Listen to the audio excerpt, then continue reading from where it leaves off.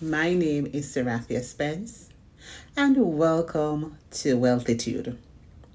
Now, you may be wondering, what is Wealthitude? Well, as the name suggests, Wealthitude is a channel that will be dedicated to building positive attitudes towards wealth and wealth creation. And what makes me qualified for this channel is life. I have over 17 years combined experience in the financial industry, the real estate industry, and also the legal industry. My last job before entering my legal career or entering the legal field was as the sales and marketing manager for Century 21, a post that I've held for a number of years.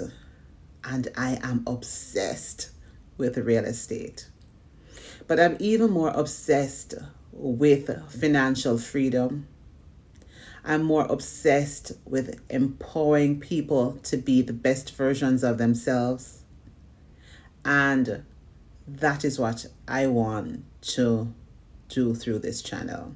We hear the word wealth, wealth, wealth almost every day. It's in ads from our financial institutions.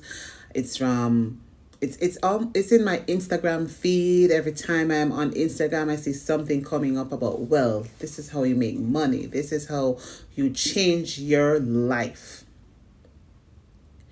But what does wealth mean to you? Have you ever stopped to think? Yes, you said, I want to be wealthy. I want to be rich. What does that mean? Does it mean that if I have $1 million tomorrow, I'm rich? Does it mean that if I pay off my house and I'm able to quit my job, I'm wealthy? What does wealth really mean to you? And that's an important question to ask yourself, because it will determine what your goals are and how you set your objectives.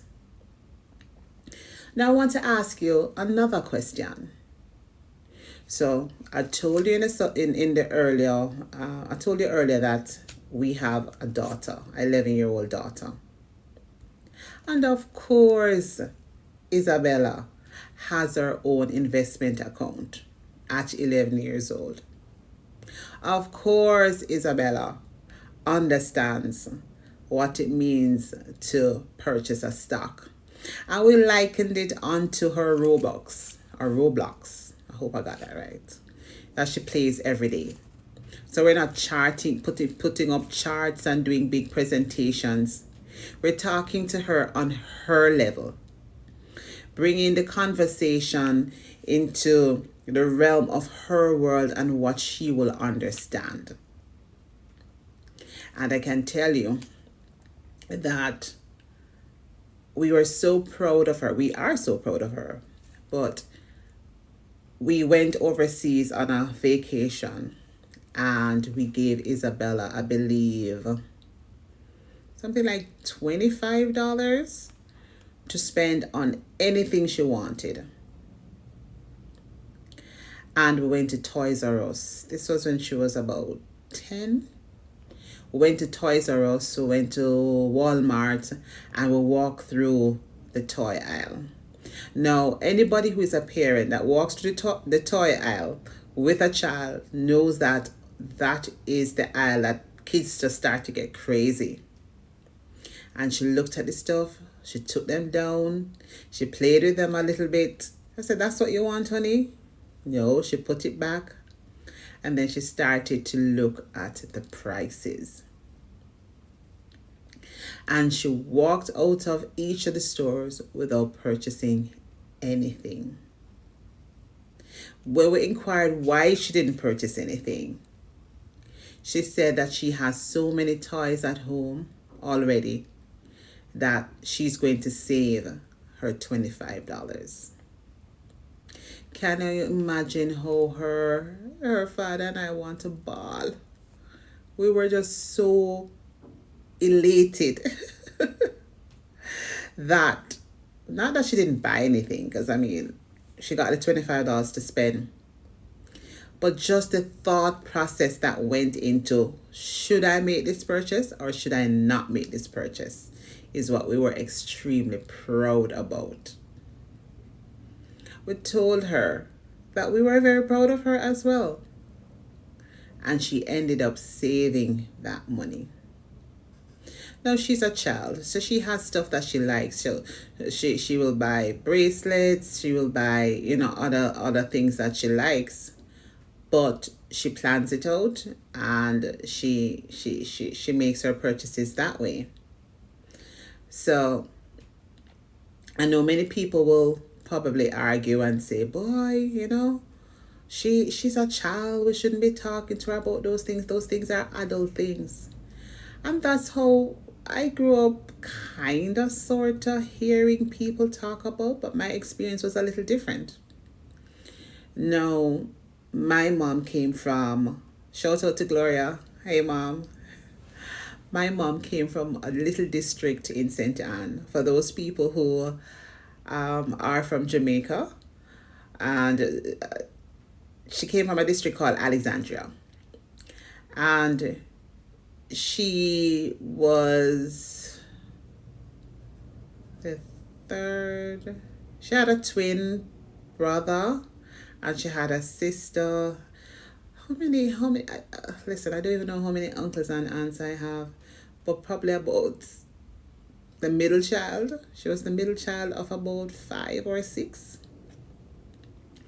And her father, which is my grandfather, was a farmer.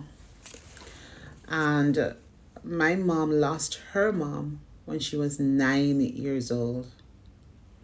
And she often tells us about when she had to walk barefoot, walk with water on her head. Certainly, when we're hearing these stories is when we're not doing, when we used to hear these stories when we're not doing what we're supposed to be doing.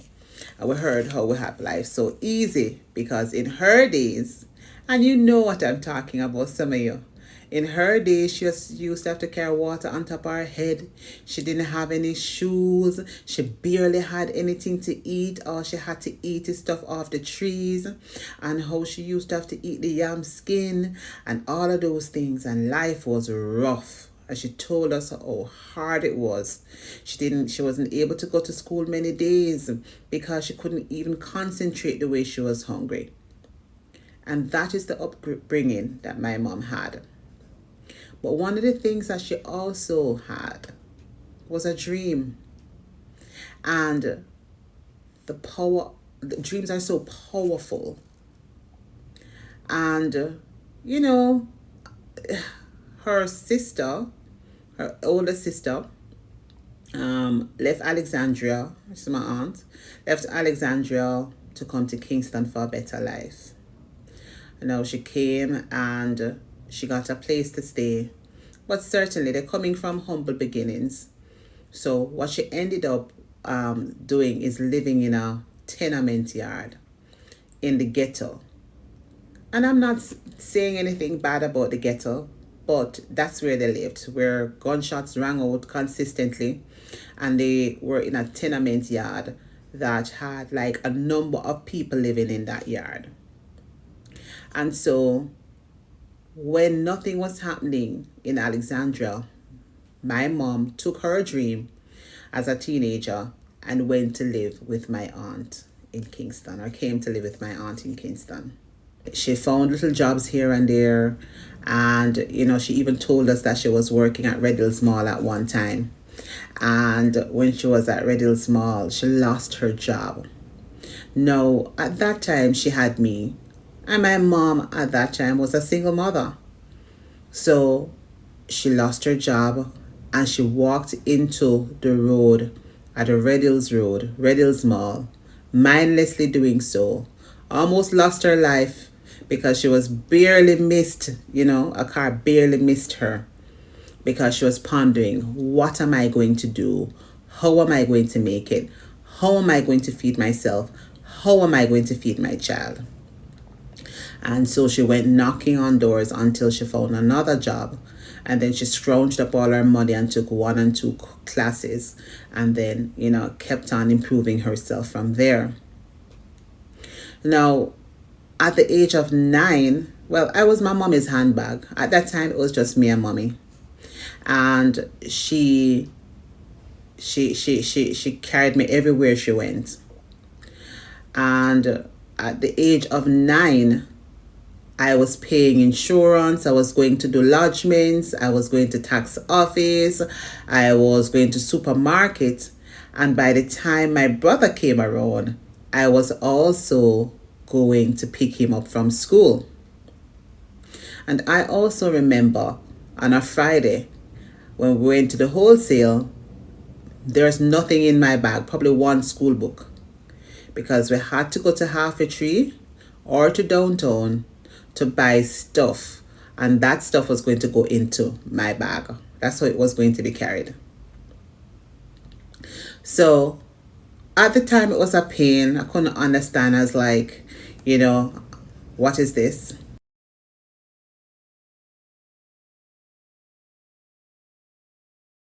Yeah, learning to stack assets and building wealth properly. Oh, welcome to the Wealthitude family.